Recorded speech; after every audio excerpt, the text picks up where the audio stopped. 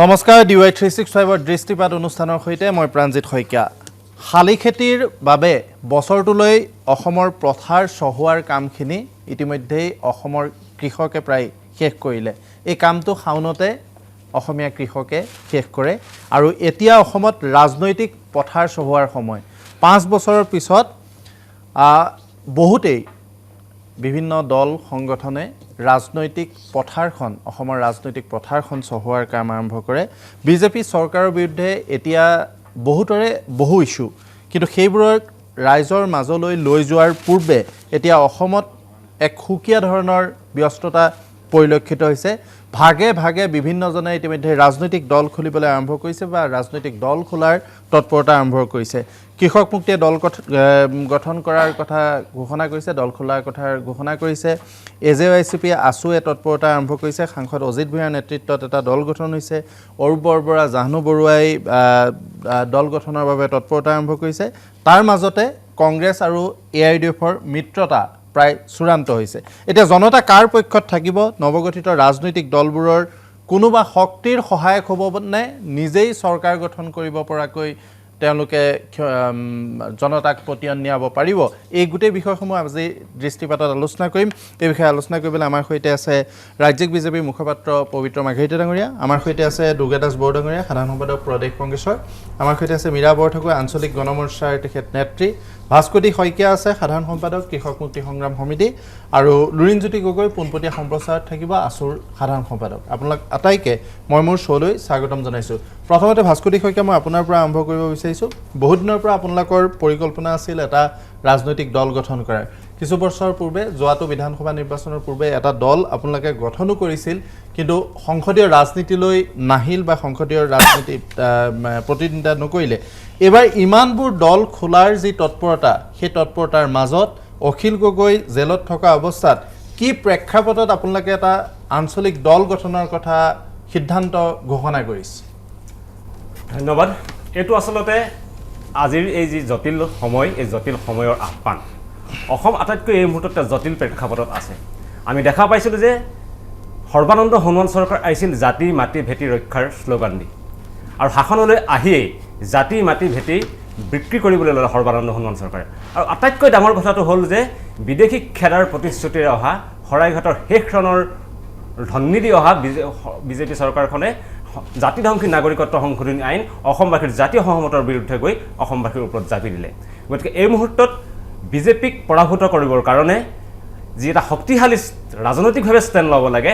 ৰাজনীতিত প্ৰৱেশ কৰিব লাগিব আৰু সেইকাৰণে আমি কৃষক মুক্তি সংগ্ৰাম সমিতিয়ে আমাৰ এই ৰাজনৈতিক দল গঠনৰ কথা ঘোষণা কৰিছোঁ আৰু আমি যেতিয়া দল ঘোষণা কৰিছোঁ তেতিয়া অত্যন্ত স্পষ্টভাৱে কৰিছোঁ আমি যি দল গঠন কৰিবলৈ গৈছোঁ এয়া হ'ব এক ঐক্যবদ্ধ আপোচবিহীন আঞ্চলিক দল আৰু একেটা সময়তে আমি বাৰম্বাৰ কৈছোঁ যে যদিহে বিজেপিক পৰাভূত কৰিব লাগে তেনেহ'লে আমি সকলো আঞ্চলিক শক্তি একত্ৰিত হ'বই লাগিব ইয়াৰ অন্যথা কেতিয়াও বিজেপিক পৰাভূত কৰাটো সম্ভৱপৰ নহয় মানে মই এই কথাটো আপোনাৰ পৰা প্ৰথমতে জানিব বিচাৰিম আপুনি কৈছে যে যাতে ভোট বিভাজনটো নহয় ভোট বিভাজন নহয় যাতে বিজেপিয়ে আকৌ ক্ষমতালৈ আহিব নোৱাৰে সেই হেতুকে আপোনালোকে সেই বিষয়টোত আপোনালোকে গুৰুত্ব দিছে কিন্তু একে সময়তে ইমানবোৰ ৰাজনৈতিক দল গঠনৰ তৎপৰতা তাৰ মাজত আকৌ কৃষক মুক্তি এতিয়া ভোট বিভাজনৰ ইংগিত নকৰিবনে নহয় এতিয়া দেখা পাইছোঁ যে সাংসদ অজিত ভূঞাৰ নেতৃত্বত গণমৰ্চা গঠন হৈছে ইতিমধ্যে আসু আৰু AJYCP নেতৃত্বত দল গঠন হ'বলৈ গৈ আছে আৰু আমি কৃষক মুক্তি সংগ্ৰাম সমিতি এটা দল গঠন কৰিছোঁ আৰু অৰুপ বৰবৰাৰ নেতৃত্বত আঞ্চলিকতাবাদ সুৰক্ষা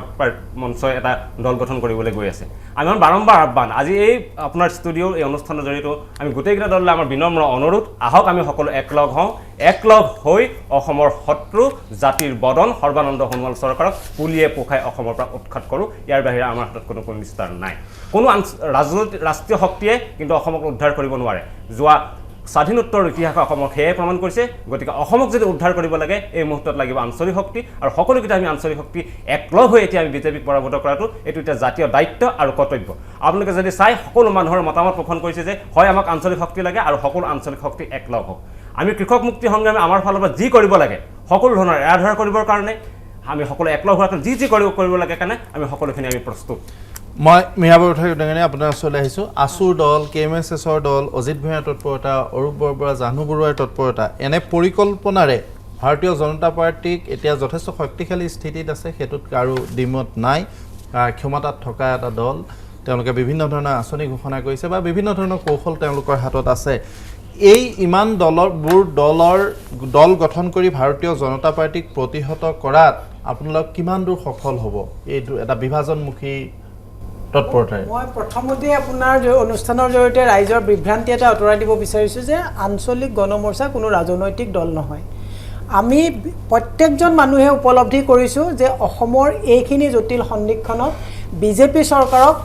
মানে প্ৰতিহত কৰিবৰ কাৰণে হ'লে অসমৰ সকলো জাতীয় সত্তা আঞ্চলিকতাবাদ এই সকলোবিলাক ঐক্যবদ্ধ হ'বৰ কাৰণে আঞ্চলিক গণমৰ্চাৰ জন্ম হৈছে আমাৰ কোনো ৰাজনৈতিক দল নহয় আমাৰ কোনো পলিটিকেল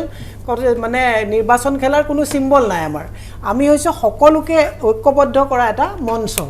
এতিয়া মোৰ প্ৰথম কথাটো হ'ল অতি দুৰ্ভাগ্যজনক কথা আজি KMSSে দল এটা খুলিছে কাইলৈ ছাত্ৰ সন্থাৰ পৰা ওলাই আহি লুৰিন গগৈ বা আপোনাৰ দীপাংকৰ নাথ তেওঁলোকে এখন কমিটি বনাই দিছে দল হ'ব অৰূপ বৰবৰাই খুলিব বিচাৰিছে হ'ব কিন্তু কথাটো হৈছে যে যিহেতুকে আমাৰ ইছ্যু এটাই অসমৰ জাতীয় ইছ্যু সেইকাৰণে মোৰ প্ৰথম কথাটো ইয়াতে কোনেও বেয়া পাব নালাগে যে সঁচাকে মই সদায় কৈ আহিছোঁ যে সঁচাকে বিজেপিক প্ৰতিহত কৰিবলৈ হ'লে কেন্দ্ৰত চৰকাৰ আছে ৰাজ্যত চৰকাৰ আছে এটা বিজেপি এটা ডাঙৰ যদি আপুনি ধৰি লওক যদি ডাঙৰ এটা পাথৰ এই ডাঙৰ পাথৰটোক ভাঙিবলৈ হ'লে আমি সৰু সৰুকৈ পাথৰে টুকুৰিয়াই থাকিলে ডাঙৰ পাথৰটো খালি দাগি হ'ব নাভাঙিব সেইকাৰণে মই আপোনাৰ অনুষ্ঠানৰ জৰিয়তে KMSS ছাত্ৰ সন্থা AJYCP আঞ্চলিকতা সুৰক্ষাবাদ মঞ্চ তাৰপিছত অসম সংগ্ৰামী মঞ্চ সকলোকে যিসকল আমাৰ লগত আছে বা যিসকলে আমাক আহিম বুলি কৈছে সকলো ঐক্যবদ্ধ হ'ব লাগিব মহাজোটবন্ধনৰ অবিহনে আপোনালোকে কোনো কাৰণতে মই নিজক আশ্বস্ত আজি তাৰিখত কৰিব পৰা নাই যে বিজেপিক আমি প্ৰতিহত কৰিব পাৰিম আমি যদি ঐক্যবদ্ধ হ'ব নোৱাৰোঁ সেইকাৰণে বিনম্ৰভাৱে সকলোকে কৈছোঁ এই জটিল সন্ধিক্ষণত ভাগ হৈ এতিয়া আৰু আঞ্চলিক যাতে কোনেও ৰাজনৈতিক দল নুখোলে যি খুলিছে সেই দলে যাতে আমি সকলো ঐক্যবদ্ধ হৈ বিজেপিৰ বিৰুদ্ধে আমি প্ৰতিদ্বন্দ্বিতা কৰিব পাৰোঁ তাৰ কাৰণে ঐক্যবদ্ধ হোৱাৰ গত্যন্তৰ নাই এনেই খালি আমি কৈ থকা হ'ব কাৰণ মই এটা কথা আপোনাক বেছি সময় নলওঁ এটা কথা কওঁ নিৰ্বাচনটো খেলা বস্তু নহয় নিৰ্বাচনটো হৈছে calculation it's a political mathematics এই মেথমেটিক্সটো হৈছে কি আপুনি এটা নিৰ্বাচনত আমাৰ হাতত সময় অতি তাকৰ আমি যদি আজি 2 বছৰৰ আগত যদি দল এটা খুলিব পাৰিলোহেঁতেন তেতিয়াহ'লে আমি এতিয়া মই সেইকাৰণে KMSSক কৈছোঁ যে আপোনালোকে তৎপৰতাৰে ঐক্যবদ্ধ হোৱাৰ আপোনালোকে সংকল্প লওক যাতে সকলোকে ঐক্যবদ্ধ কৰি আমাৰ CPI CPM যিমানবিলাক আমাৰ সৰু সুৰা বেলেগ পাৰ্টিও আছে সকলোকে ঐক্যবদ্ধ কৰি ছাত্ৰ সন্থাকো আহ্বান জনাইছোঁ আপোনালোকে কাবাক ল'ব কাবাক নল'ব এই কথাবিলাক চিন্তা কৰি থাকিলে কিন্তু বিজেপিয়ে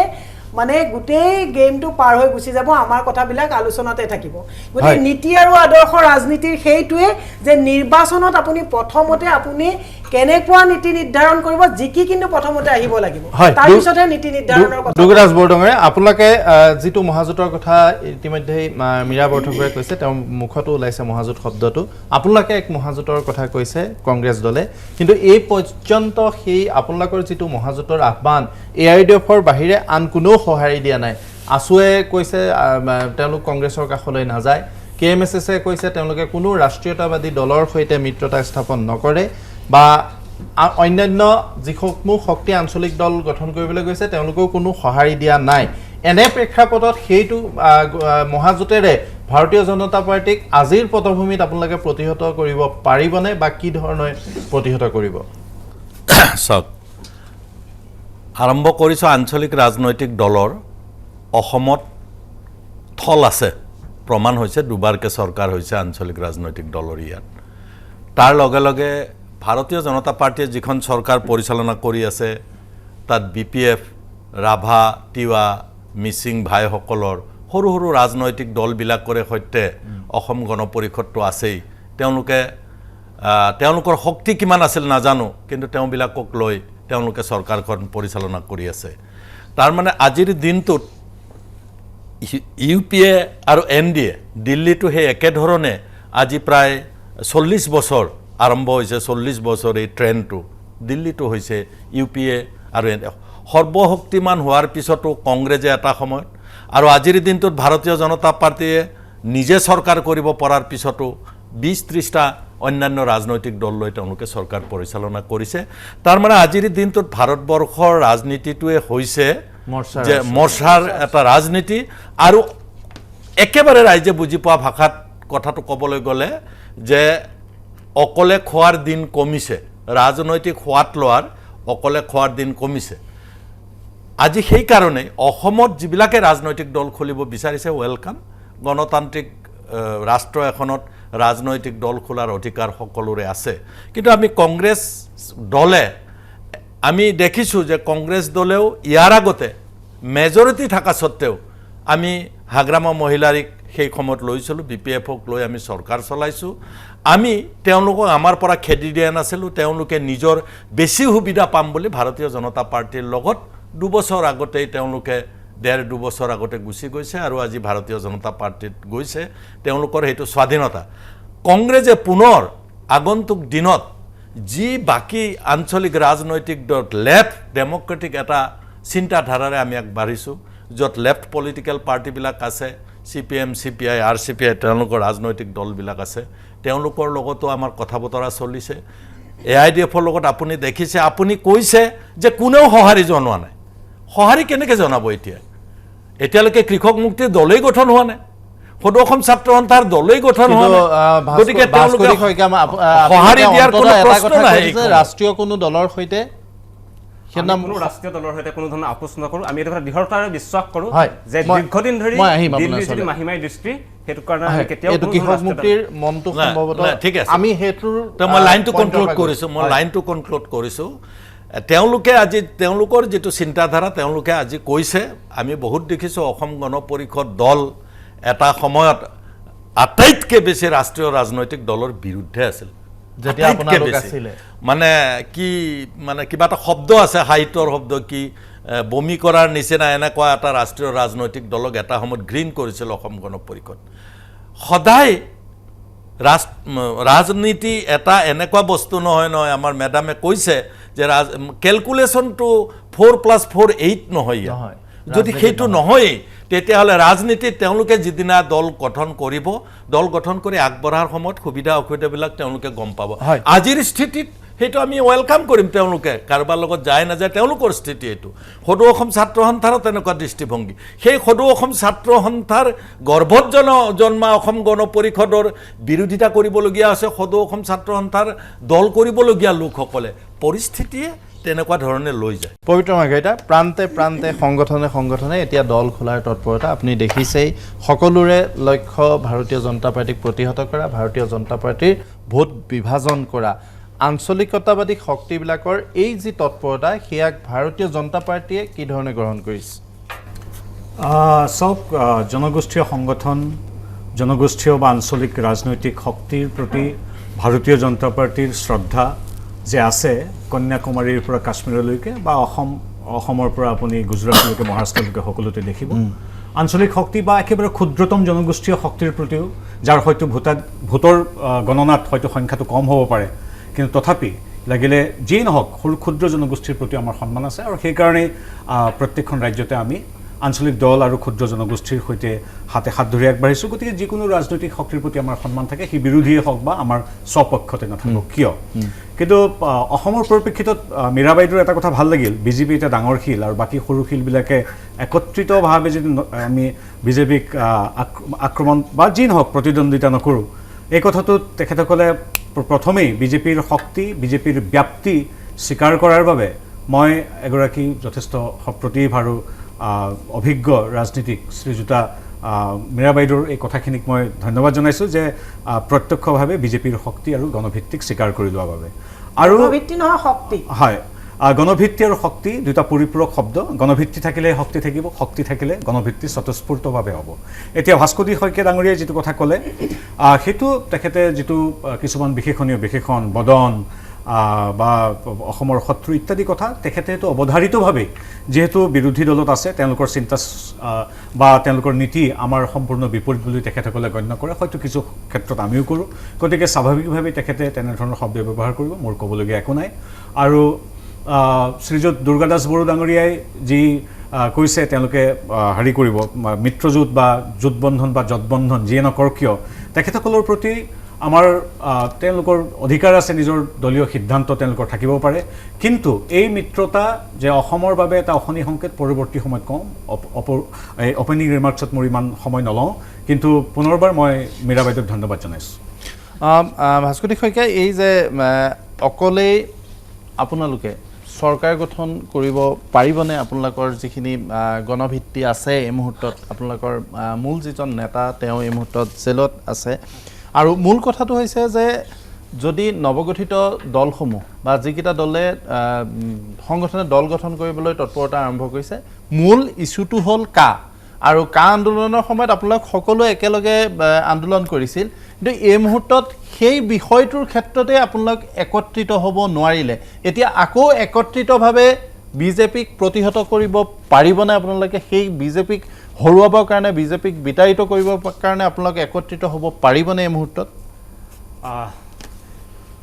বাকী দলবিলাকৰ কথা নাজানো। আমি কৃষক মুক্তি সংগ্ৰাম সমিতিৰ প্ৰস্তাৱিত যি ৰাজনৈতিক দল, সেয়া কেৱল কাৰ বিৰোধিতাৰে এই ৰাজনৈতিক দল গঠন কৰা হোৱা নাই।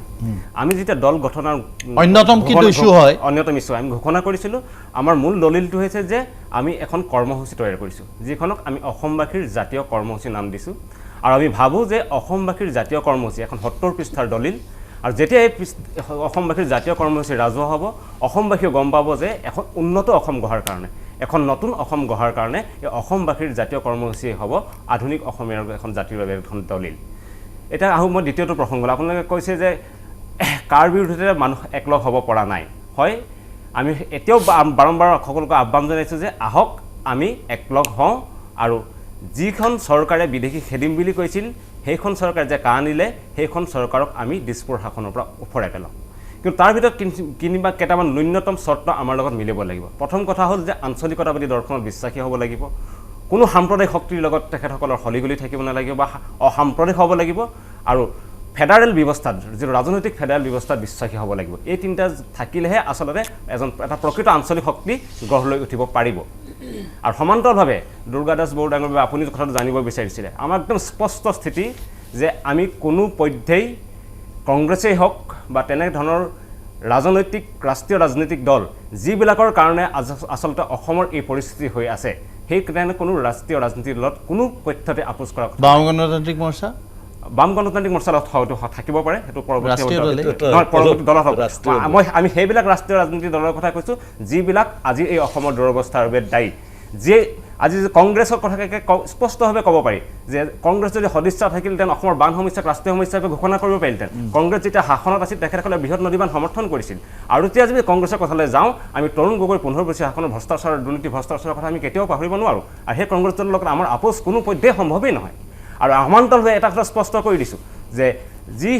সাম্প্ৰদায়িকতাবাদৰ কাৰণে আমি বিজেপি আৰু আৰ এছ এছৰ লগত আমাৰ কোনো পধ্যে আমি কোনো ক্ষেত্ৰতে আমাৰ মিল নাই বা কোনো ক্ষেত্ৰতে একেখন মঞ্চত আমি থাকিব নোৱাৰোঁ। আৰু সেই একেটা সাম্প্ৰদায়িকতাবাদৰ কাৰণে AIDFৰ লগতো আমাৰ কৃষক মুক্তি যি প্ৰস্তাৱিত ৰাজনৈতিক দল, এই কৃষক মুক্তি প্ৰস্তাৱিত ৰাজনৈতিক দলৰ কোনো ক্ষেত্ৰতে চুলি মানুহ আপোচ হ'ব নোৱাৰে। এই ক্ষেত্ৰত আমাৰ দৃঢ় স্থিতি। আমি বাৰম্বাৰ কৈছোঁ আমি এক ঐক্যবদ্ধ আপোচবিহীন আঞ্চলিক শক্তি। আপুনি চবকে বেয়া পালে তাৰমানে বিজেপিক সহায় কৰিবলৈ গঠন কৰিছে। আমি কৈছোঁ যে এক ঐক্যবদ্ধ আপোচবিহীন আঞ্চলিক ৰাজনৈতিক শক্তি, নকলে ঐক্যবদ্ধ আপোচবিহীন ৰাজনৈতিক শক্তিয়ে বিজেপি হওক বা অন্য যিকোনো ৰাষ্ট্ৰীয় ৰাজনীতিতে হওক বা এইবাৰ 21 বিধানসভা নিৰ্বাচনত আমৰা বিজেপিক যে পৰাভূত কৰিবলৈ সক্ষম হ'ব সেইটো নিশ্চিত। সেইটো কথা জনতাৰ অন্তৰে সোমাইছে। সকলোৱে আমাক কৈছে যে হয় আমাক এই মুহূৰ্তত এক ঐক্যবদ্ধ আপোচবিহীন ৰাজনৈতিক শক্তি লাগে, আৰু সেইকাৰণে বাৰম্বাৰ আহ্বান জনাইছে যে সকলো আঞ্চলিক শক্তি আহক, আমি সকলো আঞ্চলিক শক্তি একলগ হওঁ, আৰু কোনো ৰাষ্ট্ৰীয় ৰাজনীতিক নহয়, আমি ৰাষ্ট্ৰীয় ৰাজনীতিক অসমৰ পৰা বিদায় দিওঁ, আৰু অসমৰ স্বাৰ্থত এখন সুৰক্ষিত অসমৰ স্বাৰ্থত এখন বিকশিত অসমৰ স্বাৰ্থত। হয়, এয়া অত্যন্ত জটিল হৈ পৰিছে আচলতে কথাবিলাক। মানুহে অসমৰ জনতাই যিবিলাক কথা সন্দেহ কৰিছে, সন্দেহ কৰা বুলি ক'লে ভুল হ'ব, ঠিক যিটো আশংকা কৰিছে সেই আশংকাবিলাকে যেন বাস্তৱায়িত হ'বলৈ গৈ আছে। আমি গোটেই বিষয়বিলাক আলোচনা কৰিম আৰু আলোচনা অব্যাহত ৰাখিম, কিন্তু তাৰ পূৰ্বে ল'ব খুজিছোঁ এক চমু বিৰতি।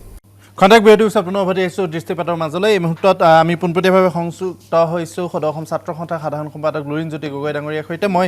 লুৰিণজ্যোতি খুব চমুকৈ আপোনাৰ ব্যস্ততাৰ মাজত খুব চমুকৈ দুটা প্ৰশ্নৰ উত্তৰ আপোনাৰ পৰা জানিব বিচাৰিম। কাৰ বিৰোধী জাতীয়তাবাদী যিটো শিবিৰ হৈছিল সেইটো আজি বহুধা বিভক্ত। অজিত ভূঞাৰ নেতৃত্বতো বিভিন্ন ধৰণৰ তৎপৰতা চলিছে, অৰুপ বৰবৰুৱাৰ নেতৃত্বত চলিছে, KMSSৰ নেতৃত্বত চলিছে, আপোনালোকৰ নেতৃত্বতো পৃথকে পৃথকে ৰাজনৈতিক এটা তৎপৰতা চলিছে। এনে প্ৰেক্ষাপটত আছু কাৰ সৈতে যাব বিচাৰিব, নে আপোনালোকৰ প্ৰস্তাৱিত দলটোৱে অকলেই চৰকাৰ গঠন কৰিব পাৰিব বুলি আপোনালোকৰ দৃঢ় বিশ্বাস হৈছে?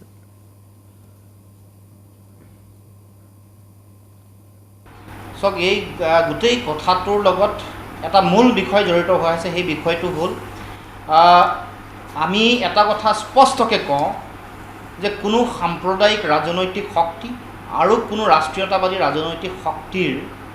বুকুচাত উঠি কেতিয়াও জাতীয়তাবাদ থিয় হ'ব নোৱাৰে। এই দুয়োটা ৰাষ্ট্ৰীয় ৰাজনৈতিক শক্তি আৰু সাম্প্ৰদায়িক শক্তিৰ অক্সিজেন লৈ কেতিয়াও স্বাভিমানী আপোচবিহীন নিজৰ মেৰুদণ্ড পোন কৰি থকা জাতীয়তাবাদ কেতিয়াও আগবাঢ়িব নোৱাৰে, কথাটো স্পষ্ট। গতিকে এটা কথা আমি জানো যে যিসকলে ৰাজনৈতিক দল গঠন কৰিব, ছাত্ৰ সন্থাৰ মঞ্চৰ পৰা মই এই কথাটো কোৱাটো উচিত নহ'ব, ৰাজনৈতিক দল গঠন কৰাৰ পাছত সকলোৱে জানে যে জাতীয়তাবাদী শিবিৰৰ ভোট বিভাজন হ'ব নালাগিব আৰু সকলোৱে ৰাজনৈতিকভাৱে পৰিপক্ক, ৰাজনৈতিক কথাটো, ৰাজনৈতিক অংক, ৰাজনৈতিক ৰসায়ন সকলোৱে জানে। গতিকে তেওঁলোকে সেই ধৰণে আগবাঢ়িব কেনেকৈ ভোট বিভাজনটো ন্যূনতম হয়, কেনেকৈ জাতীয়তাবাদী শিবিৰসমূহৰ মাজত বিভাজন হ'ব নোৱাৰে, কিন্তু কেৱল মাত্ৰ সাম্প্ৰদায়িক আৰু ৰাষ্ট্ৰীয়তাবাদী ৰাজনৈতিক শক্তিৰ লগত মিলা মিছা হ'ব নালাগিব, এই কথাটো লুৰিণজ্যোতি গগৈ, আদৰ্শ হিচাপে লৈ বাকী কথাটো এনেকুৱা নেকি যে আঞ্চলিক শক্তিৰ বিভিন্ন শিবিৰ, যিধৰণে শিবিৰ সৃষ্টি হৈছে, এই শিবিৰসমূহে আচলতে ভাৰতীয় জনতা পাৰ্টীকেই সহায় কৰিবগৈ নেকি?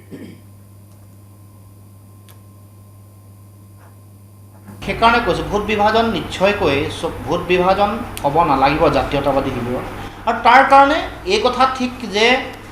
সকলো শক্তিয়ে এই কথা বতৰাবোৰ তেওঁলোকে চালি জাৰি চাই তেওঁলোকে আগবাঢ়িব লাগিব, জাতীয়তাবাদী শিবিৰ এক হৈ থাকিব লাগিব, ভোট বিভাজন হ'ব লাগিব। গতিকে সেই ৰাজনৈতিক অংকটো শুদ্ধকৈ কৰিব। আৰু এই যে যিটো কথা বহুদা বিভক্ত জাতীয়তাবাদৰ কথা কৈ আছে, এইটো বিজেপিৰ প্ৰপগেণ্ডা। তেওঁলোকে প্ৰপগেণ্ডা কেম্পেইনিং কৰি মানুহক বিভাজিত কৰিব খুজিছে, মানুহক বিভ্ৰান্ত কৰিব খুজিছে। কাৰণ ৰাজনৈতিকভাৱে যিসকল পৰিপক্ক, যিসকলে জাতীয়তাবাদী ভোটসমূহ এক ঠাইত দিয়াটো বিচাৰে, তেওঁলোকে নিশ্চয়কৈ এনেকুৱা ধৰণৰ আত্মঘাতী সিদ্ধান্ত কেতিয়াও নলয়। এই কথা কেৱল মাত্ৰ এটা হয় লুৰিণজ্যোতি গগৈ, ধন্যবাদ জনাইছোঁ। আপোনাৰ ব্যস্ততা আছে, মই খুব কম সময় ল'লোঁ। মিয়া বৰঠাকো মই আপোনাৰ ওচৰলৈ আহিছোঁ। এই কথাবিলাকেই যিধৰণে এতিয়া শিবিৰ সৃষ্টি হৈছে, এতিয়া ধৰি লওক লুৰিণজ্যোতি গগৈ এটা লাইনত কথাখিনি ক'লে, ভাস্কুদি শইকীয়াই এটা ধৰণে কথাখিনি কৈছে। এনে প্ৰেক্ষাপটত আচলতে এই যদি বিভিন্ন ৰাজনৈতিক দলৰ সৃষ্টি হয়, সেয়া হয় কোনোবাটোৱে হয়তো কংগ্ৰেছক, কোনোবাটোৱে হয়তো বিজেপিকে সহায় কৰিব নেকি? কাৰণ কথাটো চাওক, এই ধৰণে শেহতীয়াভাৱে আমি জন্ম হোৱা আঞ্চলিক দল দেখিছিলোঁ আপ, দিল্লীত আপ, কিন্তু আপ কি ধৰণে সৃষ্টি হৈছিল আৰু কি ধৰণে তেওঁলোকে সংগঠিত কৰি আনিছিল, অকলে এটা শক্তিয়ে হৈ তেওঁলোকে ওলাই আহিছিলে। তেওঁলোক সকলো ইছ্যুত এক হৈছিল, কষ্ট কৰিছিল, কিন্তু সেই ধৰণৰ পৰিৱেশ আমি এতিয়া অসমত দেখা নাই, বা তাৰ বাবে সময়ো যথেষ্ট কম। মোৰ দৃষ্টিত যদি লুৰিণজ্যোতি গগৈ, দীপাংকৰ নাথ বা অখিল গগৈ তেওঁলোকে যদি এতিয়াও সময় আছে হাতত, আপৰ কথাটো যিহেতুকে আনিছে, তেওঁলোকে যদি তেনেকৈ একত্ৰিত হৈ ৰাইজক আশ্বস্ত কৰিব পৰাকৈ যি সাম্প্ৰদায়িক কোনো ৰাষ্ট্ৰীয়তাবাদৰ লগত যাব নালাগে, এনেকুৱা কথা নহয় যে ইমান আমাৰ এক দৌৰা ঢাপৰা নাই যে কাইলৈ চবকে আঁতৰাই পেলাই একদম মানে চৰকাৰেই কৰিব লাগিব। শক্তিশালী যদি বলিষ্ঠভাৱে আপোচবিহীনভাৱে যদি বিৰোধী পক্ষটো যদি এই নতুন ৰাজনৈতিক দলটোৱে উত্তৰণ ঘটাব পাৰে, 100 বাৰ মুখ্যমন্ত্ৰী চকীত বহা মানুহজনে বা সেইখন চৰকাৰে 100 বাৰ চিন্তা কৰিব যে এই বিৰোধী শক্তিক মানে ওলাই কৰিব নোৱাৰে। সেইকাৰণে মই যুৱ প্ৰজন্মৰ সুস্থ গণতান্ত্ৰিক সবল নেতৃত্ব দিব পৰা যদি বিৰোধীও থাকে, সেইকাৰণে তেওঁলোকে যদি সঁচাকৈ ৰাইজক আশ্বস্ত কৰিব পৰাকৈ তেওঁলোকক মই এটা কথা কৈছোঁ, আমি চৰকাৰ গঠন আটাইতকৈ দুৰ্ভাগ্যৰ কথা অসমৰ বাবে যোৱা যে 20 বছৰ ধৰি, প্ৰায় 19 বছৰ ধৰি এই মুহূৰ্তত অসমত বিৰোধী নাই। আৰু আপোনাৰ চবতছে দুৰ্ভাগ্যজনক কথাটো, আপোনাৰ বিজেপিৰ বুকুচাত উঠি BPF আজি অৱস্থা নাইকিয়া হৈ গ'ল, তিৱা পৰিষদ খতম হৈ গ'ল, ৰাভা খতম হৈ গ'ল, মিচিং খতম হৈ গ'ল, সকলোৰে লগটোৱেই তেওঁলোকে চাক কৰি লৈ গুচি গ'ল। আজি লগবিহীন হৈ গ'ল, তেওঁলোকৰ চিম্বলটোৱে নাইকিয়া কৰি পেলালে তেওঁলোকৰ। গতিকে সকলোকে এটা মই বিনম্ৰভাৱে অনুৰোধ জনাইছোঁ, ৰাজহুৱা স্বাৰ্থত, ৰাইজৰ অসমৰ স্বাৰ্থত বিজেপিয়ে গোটেই ৰাজহুৱা সম্পত্তিক আজি ব্যক্তিগতকৰণ কৰি পেলাই এটাকৈ সম্পত্তি ব্যক্তিগতকৰণ কৰি আজি GDP য'ত 3.5লৈ গৈছে, তেওঁলোকে মৌৰা লোৱা ফটি লৈ পেলাই কেম্পেইনিং কৰিছে। গতিকে এই কথাবিলাক ৰাইজে কেতিয়া বুজিব? আজি তেওঁলোকে আপুনি চিন্তা কৰক যে যিটো নিবনুৱা সমস্যা এই কৰোণাৰ সময়ত হৈ গ'ল, তাৰপিছত তেওঁলোকে প্ৰায় 1,30,00,000 নিবনুৱা যুৱকৰ চাকৰি গ'ল, তাৰপিছত মাত্ৰ 31 লাখ মানুহক তেওঁলোকে কি কৰিব, তাৰ 50% তেওঁলোকে বেনিফিট দিব গতিকে গোটেই কথাবিলাকেই বুমেৰাং হৈ গ'ল এতিয়া মাৰ্কেটিং চলিছে গতিকে আৰু সবতছে ডাঙৰ কথাটো হৈছে সাম্প্ৰদায়িক কথাটো কৈ পেলাই তেওঁলোকে যিটো বিজেপিয়ে অন্য সাম্প্ৰদায়িক সজাবলৈ যায় আজি তাৰিখত ভাৰতবৰ্ষৰ আটাইতকৈ সাম্প্ৰদায়িক শক্তিটো হৈছে বিজেপি গতিকে বিজেপিক প্ৰতিহত কৰিবৰ কাৰণে মই লুৰিণজ্যোতি গগৈ KMSS সকলোকে আহ্বান জনাইছোঁ ঐক্যবদ্ধ হৈ সঁচাকৈ আপোনালোকে জাতীয়তাৰ স্বাৰ্থত ঐক্যবদ্ধ হৈ জিকি আহক সবল নেতৃত্ব হয় দুৰ্গাদাস বৰা মই আপোনাৰ ওচৰলৈ আহিছোঁ আন এটা প্ৰসংগ বিষয়টোৰ সৈতে সম্পৰ্কিত প্ৰসংগ AIUDFৰে মিত্ৰতাৰ আপোনালোকৰ প্ৰায় নিশ্চিত হৈছে এই মিত্ৰতাৰে আপোনালোক কিমান দূৰ লাভান্বিত হ'ব আপোনালোকৰ একাংশ নেতা বিষয়টোক লৈ অত্যন্ত উৎসাহিত হৈছে আৰু তাৰ বিপৰীতে উজনিৰ একাংশ নেতাই ইয়াৰ বিৰোধিতা কৰিছে না চাওক এটা যেতিয়া চিট শ্বেয়াৰিং হয় আমি যেহেতু অভ্যস্ত চিট শ্বেয়াৰিং হ'লে কিছুমান মানুহ ডিপ্ৰাইভ হয় দুইটা ৰাজনৈতিক দল পাঁচটা ৰাজনৈতিক দল যদি হয় সেই পাঁচটা ৰাজনৈতিক দলৰ কিছু লোক বঞ্চিত হয় আৰু কিছু লোক বেনিফিটেড হয় গতিকে সেই লগা ৰাজনৈতিক দলবিলাকে কোট লগ লাগিলে কোনটো সিটত লগ লাগিলে বেনিফিটেড হ'ব ৰাজনৈতিক দলটোৱে তিনটা চাৰিটা পাঁচটা যি ৰাজনৈতিক দলৰ কথা নাই কোৱা বাকি কথাখিনি চাওক যিবিলাকে বিৰোধিতা কৰিছে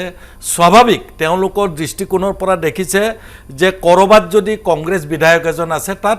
ইতিমধ্যে 70-80টা সিটত প্ৰতিদ্বন্দ্বিতা কৰা AIUDF দল তেওঁলোকৰো তাত মানুহ আছে তেওঁলোকে অলপ চিন্তিত তাৰমানে আপুনি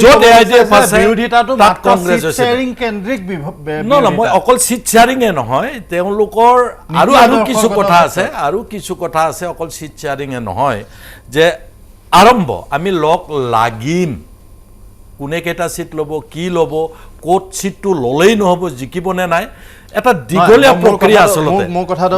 মূল কথাটো আপুনি চিট শ্বেয়াৰিঙৰ পৰ্যায়লৈ গৈছে মূল কথাটো হৈছে যে নীতি আদৰ্শগত কাৰণত AIUDFৰ সৈতে আপোনালোকৰ যিটো মিত্ৰতা হ'বলৈ গৈ আছে বা যি ধৰণে আপোনালোক ইটো দল সিটো দলৰ ক্ৰমশ কাষ চাপিবলৈ আৰম্ভ কৰিছে এই বিষয়টোৱে সামগ্ৰিকভাৱে অসমত আপোনালোকক লাভান্বিত কৰিব না সাংঘাতিক ধৰণে লাভান্বিত কৰিব অবভিয়াছলি ভাৰতীয় জনতা পাৰ্টিয়ে এটা নিগেটিভ পিকচাৰ এটা দিবলৈ চেষ্টা কৰিব সেইটো তেওঁলোকৰ কৌশলৰ ভিতৰত হ'ব তাত আমাৰ ক'বলগীয়া একো নাই তেওঁলোকে যি কৌশল ৰচনা কৰে কিন্তু সেই কৌশলবিলাক এইকেইদিন তেওঁলোকৰ বাঘা নেতা MP বা মন্ত্ৰী তেওঁলোকৰ বক্তব্যৰ পৰা স্পষ্ট হৈছে যে AIUDF কংগ্ৰেছৰ ঐক্য মাত্ৰ দুটা দল এতিয়া ওচৰ চাপি আহিছে আৰু তিনিটা দলৰ লগত কথা পাতিছোঁ ময়ো পাতিছোঁ তাত ময়ো অংশগ্ৰহণ কৰিছোঁ সেইবিলাক অহাৰ পিছত আৰু তেওঁলোকে বেয়াকে ক'ব আৰু তেওঁলোকৰ মানুহৰ মাজত এই ঐক্যটো নিগেটিভ এটা দেখুৱাবলৈ তেওঁলোকে চেষ্টা কৰিব তেওঁলোকৰ সেইটো যদি নকৰে তেতিয়াহ'লে তেওঁ কেনেকৈ ৰাজনৈতিক দল হ'ল তেওঁলোকে কৰিব কিন্তু তাৰ বিপৰীতে আজি AIUDF যোৱা 10-12 বছৰ কংগ্ৰেছৰ লগত দিল্লীত আছেই তেওঁলোকে আমাৰ UPAৰ লগত আছে তেওঁলোকে গতিকে ইয়াত তৰুণ গগৈয়ে যেনিবা তেওঁলোকক প্ৰিভেণ্ট কৰি ৰাখিছিলে গতিকে আজি দেখিছে যে যোৱাবাৰ AIUDFক MLA ইলেকশ্যনত বিশেষকৈ ভাৰতীয় জনতা পাৰ্টিয়ে ট্ৰিমেণ্ডাছ ব্যৱহাৰ কৰিলে যোৱাটো ইলেকশ্যনত তেওঁলোকৰ প্ৰত্যেকজনে AIUDFৰ নেতাই কয় য'ত 6,000-7,000 আমুগুৰিত সংখ্যালঘু ভোট আছে এক মিনিট মোক চেষ্টা কৰিবলৈ য'ত নাজিৰাত 5,000-6,000 সংখ্যালঘু ভোট আছে তাত ভাৰতীয় জনতা পাৰ্টিয়ে তেওঁলোকক প্ৰাৰ্থী দিবলৈ দিছে আৰু AIUDFৰ কিবা এটা নীতি আছিল যে তেওঁলোকে কংগ্ৰেছ দলক পৰাজিত কৰিব লাগে সেই যাৰ বেনিফিট যিটো কৌশল যোৱা লোকসভা নিৰ্বাচনত আপোনালোকে ল'লে যিটো কৌশল হয়তো যোৱা লোকসভা নিৰ্বাচনত আপোনালোকে ল'লে কাৰণ নগাঁও কলিয়াবৰ এইবিলাকত ভাৰতীয় মানে AIUDFে প্ৰাৰ্থিত্ব নিদিলে মই পবিত্ৰ মাৰ্ঘিটা আপোনাক কবল দিব লাগিব কিন্তু মই তাৰ পূৰ্বে এটা বিৰতি ল'ব খুজিছোঁ এটা চমু বিৰতি খন্তেক বিৰতিৰ পিছত পুনৰভতি আহিছোঁ দৃষ্টিপাতৰ মাজলৈ মই পবিত্ৰ মাৰ্ঘিটা আপোনাৰ ওচৰলৈ আহিছোঁ সময় খুব কম পাম কংগ্ৰেছ AIUDFৰ মিত্ৰতাত যি ধৰণে কংগ্ৰেছে অংক কৰিছে বা আমি যদি যোৱাবাৰ নিৰ্বাচনৰ প্ৰেক্ষাপটত বিশ্লেষণ কৰোঁ তেতিয়াহ'লে সংখ্যালঘুৰ অধ্যুষিত বুলি নকওঁ সংখ্যালঘুৰ প্ৰভাৱ থকা সমষ্টিবিলাকত আপোনালোকৰ লোকচান হ'ব নেকি প্ৰথমতে পুনৰবাৰ মই মীৰা বাইদেউক ধন্যবাদ জনাইছোঁ কাৰণ তেখেতে ক'লে যে আমাৰ যিখিনি আঞ্চলিক দল আছে সেইবিলাক শাসনত আহিব নোৱাৰিলো অন্তত বিৰোধী দলত থাকি আপুনি শক্তিশালী এইটো বিৰোধী twist হওক কৰিছে, twist কৰিছে। মই আপুনি তেতিয়াই practical কৈছে কথাটো কৈছো। যে এই বিৰোধী পক্ষৰ এগৰাকী অন্যতম সবল নেত্ৰী মীৰা বাইদেউৰ হেৰিয়াত যেতিয়া আৰম্ভণিতে পৰাজয়ৰ এটা চিন্তাৰে আপুনি আগবাঢ়িছে যদি যে মোক যদি একো মানে- নহ'লেও আছু মানে কেমেমে সকলো শক্তিশালী target বিৰোধী কৰি হওক পেলাই পঠাইছে এইটো কথা মোৰ ভাল লাগিল ক'বলগীয়া ধন্যবাদ একো নাই। এতিয়া বাইদেউ আপুনি ক'ব পাৰে এতিয়া ময়ো কথা ভাল হ'ল পাইছো, আপুনি যে মোক target এতিয়া- কৰি আছে। নাই এইটো মোৰ ভাল লাগিছে যে আপোনালোকে আৰম্ভণিতে পৰাজয় স্বীকাৰ কৰাৰ নিচিনা হৈছে এতিয়া ভাস্কতি শইকীয়া মূল হওক বা প্ৰসংগ আমাৰ সকলো যিয়ে নকওক এটা কথা কৈ আছে আমাক সাম্প্ৰদায়িক যদিহে আমি সত্ৰ নামঘৰ সংৰক্ষণ কৰাটো যদি তাৰ পৰা যদি আমি বেদখল উচ্ছেদ কৰাটো সাম্প্ৰদায়িকতা হয় সঁচাকৈ ভাৰতীয় জনতা পাৰ্টি সাম্প্ৰদায়িক যদিহে ৰাঘৱৰণ সৰ্বানন্দ সিংহ দয়াল দাস পানিকা সতীসাধিকা ৰাধিকা বা লাচিত চিলাৰায়ক যদি আমি ৰাষ্ট্ৰীয় প্ৰেক্ষাপটত বা অসমৰ নতুন প্ৰজন্মৰ মন মগজু আত্মাত স্থাপন কৰিবৰ কাৰণে ইটোৰ পিছত সিটো যিখিনি কাম কৰিছোঁ সেইটো যদি সাম্প্ৰদায়িকতা হয় সঁচাকৈ আমি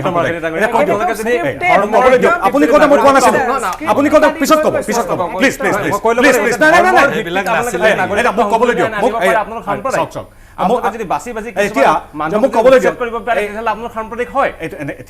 আপুনি দিয়ক মোক ক'বলৈ দিয়ক মোক ক'বলৈ দিয়ক সেই আপোনাৰ পৰাজয় স্বীকাৰ কৰিছে কিয় চাৰ্টিফিকেটখন নহয় ক'বলৈ দিয়ক নহয়। এতিয়া যদি আপোনালোকে সংস্কৃত অসমীয়া ভাষা ধৰ্মৰ বড়ো ভিত্তিত নাগৰিকত্ব ক'বলৈ দিয়ক না please don't be like that না ক'বলৈ দিয়ক আপুনি কওঁতে মই কোৱা নাছিলোঁ নহয়। নহয়, আপুনি ৰাজনৈতিক দল খোলাই নাই এতিয়া এনেকৈ নহয়, ডাঙৰ আপুনি বেয়া মিছা পাব। কথা প্ৰতিপন্ন কৰিব এতিয়া বিচাৰিছে। যদি আৰু ইয়াৰ পৰা এটা ভুল message তাৰপিছত পাব আপুনি ক'ব যে আপোনালোকৰ না তাৰপিছত আপুনি নহয়। আপুনি সময়টো মই নাপাব পৰা মই সুবিধা পাওঁতে কথাকেইটা কৈ লৈছোঁ। এইবিলাকৰ কাৰণে আপোনালোকৰ পবিত্ৰ মহোদয় কওক, মূল এতিয়া প্ৰসংগটো যদিহে সংস্কৃত বড়ো অসমীয়া তিৱা ৰাভা আমাৰ জনগোষ্ঠীয় ভাষাবিলাক প্ৰতিষ্ঠা কৰোঁতে যদি সাম্প্ৰদায়িকতা হয় আমি সাম্প্ৰদায়িক মানি ল'ম এতিয়া মূল কথাটো হ'ল খুব যিহেতু সময় কম আপুনি যিটো কৈছে UDF আৰু কংগ্ৰেছৰ মিত্ৰজোঁটৰ কথাটো আৰু আমাক যিহেতু সাম্প্ৰদায়িক বুলি কোৱা হৈছে আমি সৰ্বধৰ্ম সমভাৱ সেই নীতিটোৰে যাওঁ এইকেইদিন প্ৰত্যেকটো চেনেলত বা আগতেও আমি কৈ আহিছোঁ যে ভাৰতীয় জনতা পাৰ্টীয়ে প্ৰত্যেকটো ধৰ্মৰ ভোটেই পাব আৰু সেইকাৰণে আজিৰ তাৰিখত 80তকৈ অধিক আমাৰ মিত্ৰজোঁটৰ আসন লৈ আমি চৰকাৰ গঠন কৰি আছোঁ এইটো কথা ঠিক যে যেতিয়া এই যিটো আনহলি যিটো এটা তেখেতসকলৰ যিটো মিত্ৰতা হৈছে UDF আৰু কংগ্ৰেছৰ তাৰ ফলত আমাৰ এইটো কথা নিশ্চিত যে ক'বলৈ দিয়ক বাইদেউ আপোনালোকক সময় পাব এতিয়া আমাৰ এটাই কথা যে আমি আমাৰ ভাষা সংস্কৃতি আমাৰ এই যি আমাৰ ৰাজনৈতিক শাসনভাৰ আমি হিন্দু হওক মুছলিম হওক খ্ৰীষ্টান হওক সকলো হ'ব পাৰে সকলো মুখ্যমন্ত্ৰী হ'ব পাৰে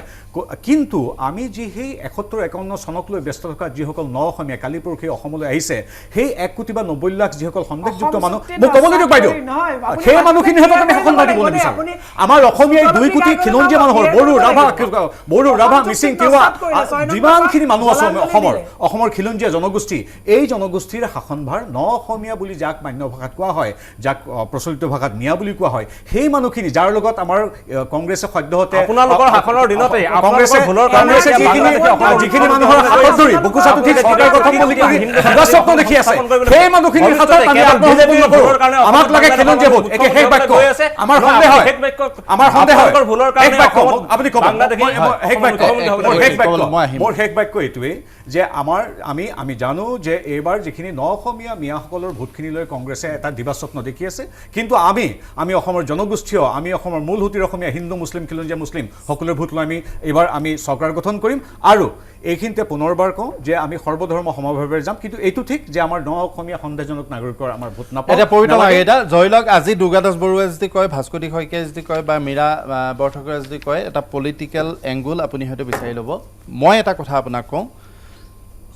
যোৱাবাৰ 24টা সমষ্টিত আপুনি যে ক'লে 80+ 24টা সমষ্টিত ভোট বিভাজনে AIDF আৰু কংগ্ৰেছৰ মাজৰ ভোট বিভাজনে আপোনালোকক সহায় কৰিছিল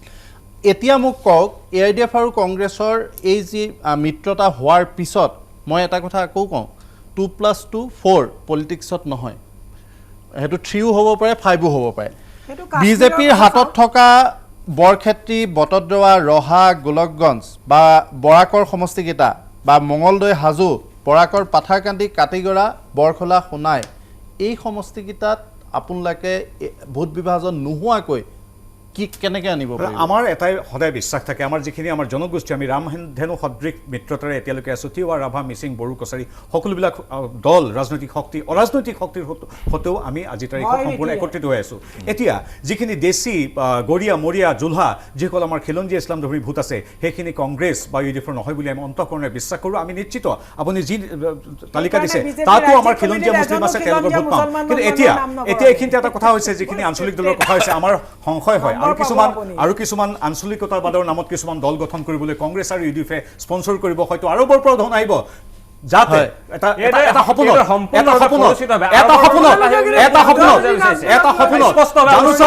খিলঞ্জীয়া অসমীয়া ভোট যাতে আপোনালোকৰ কথা কোৱা নাই, গাত পাত কিয় লৈছে হ'ব বুলি কৈছো মই।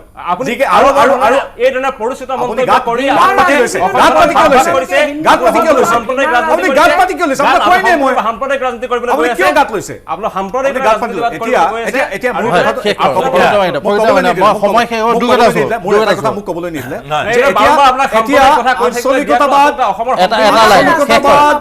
কিছু আঞ্চলিক দুটা বাক্য বাইদেউ দুটা আঞ্চলিকতাবাদী এতিয়া হৈছে KMMS আৰু আছো আমি তেওঁলোকৰ ৰাজনৈতিক অধিকাৰ আছে, আমি স্বাগতম জনাইছোঁ। আৰু হয়তো আঞ্চলিকতাবাদী দল আমি কেইদিনৰ পিছত দেখিম যাতে খিলঞ্জীয়া ভাৰতীয় জনতা পাৰ্টিৰ খিলঞ্জীয়া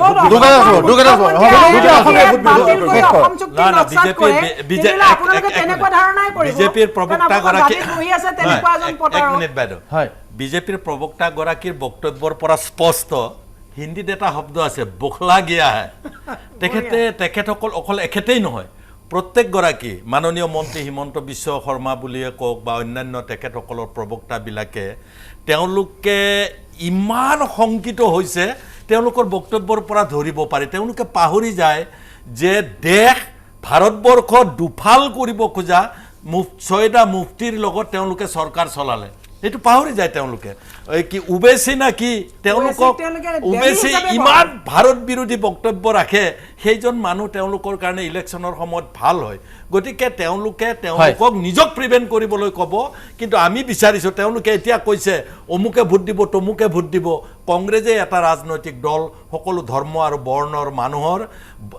কাকো বেলেগ বেলেগকৈ নাচায়। আমি আজিৰ দিনটোতো কৈছোঁ হিন্দু মুছলিম শিখ ইছাই সকলো জনগোষ্ঠী আৰু ধৰ্মৰ মানুহৰ ভোট আমাৰ কংগ্ৰেছ দলে। হয়, মই ধন্যবাদ জানিছোঁ পবিত্ৰ মাৰ্ঘেৰিটা, দুৰ্গাদাস বড়ো, মীৰা বৰঠাকুৰ, ভাস্কুতি শইকীয়া আৰু লুৰিণজ্যোতি গগৈ এইখিনি সহযোগিতা আগবঢ়োৱাৰ বাবে। শেহতীয়া এই ৰাজনৈতিক